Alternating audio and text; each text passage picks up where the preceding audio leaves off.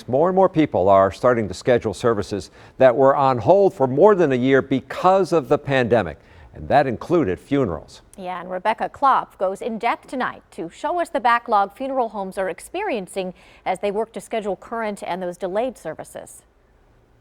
When COVID first hit more than a year ago, people were allowed to have funerals, but you may remember they were limited to 10 people or less. It caused some families to delay celebrating their loved ones' lives.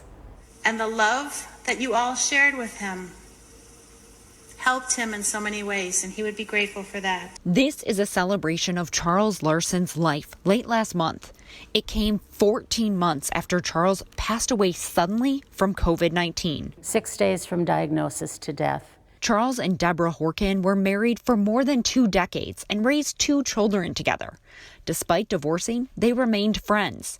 In March of last year, he contracted COVID-19.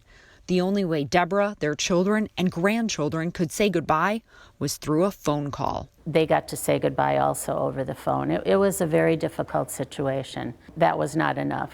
I always knew that we wanted to celebrate his accomplishments in his life. Krause Funeral Home hosted Charles's funeral. Owner Mark Krause says after 14 months of delayed funerals, they have a waiting list to get those services scheduled. We have about 30 or 40 people in the backlog.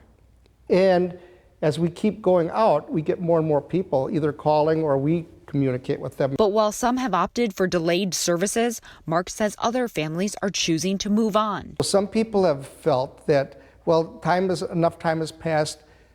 Maybe we don't want to reopen all of those feelings, where other people are feeling quite the opposite, where, yes, we want to say goodbye and remember and celebrate their life. Deborah says it didn't matter to her that so much time had passed since Charles's death. Closure is really delayed when you have to wait. And I think we tend to just try to frantically adapt during that time, but we can't put it to rest. So having the memorial and a celebration of life for Chuck really helped us as a family to have that closure that was needed. Mark says in addition to those traditional funerals, he's seen families gather in backyards and parks to hold some sort of remembrance now that it's safe to gather together once again. Reporting in Brookfield, Rebecca Clough, TMJ4 News.